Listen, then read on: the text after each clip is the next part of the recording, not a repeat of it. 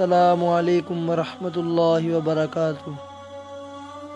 ناظرین کرام، آج کی اس ویڈیو میں ہم آپ کو بتائیں گے کہ دو سجدوں کے درمیان بیٹھنے کی کیا دعا ہے۔ دو سجدوں کے درمیان بیٹھنے کو جلسہ کہتے ہیں۔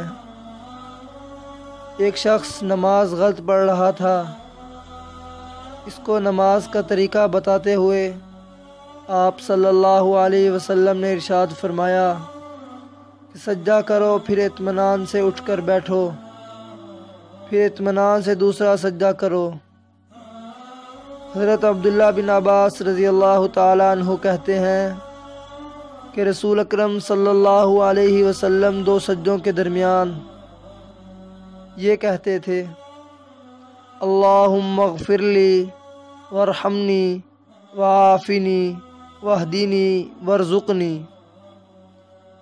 اے اللہ، تو مجھے بخش دے اور مجھ پر رحم کر اور مجھے ہدایت پر رکھ اور مجھے رزق عطا فرما۔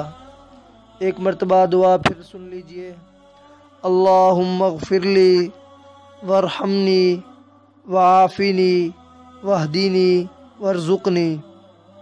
اے اللہ، تو مجھے بخش دے اور مجھ پر رحم کر اور مجھے ہدایت پر رکھ اور مجھے رزق عطا فرما۔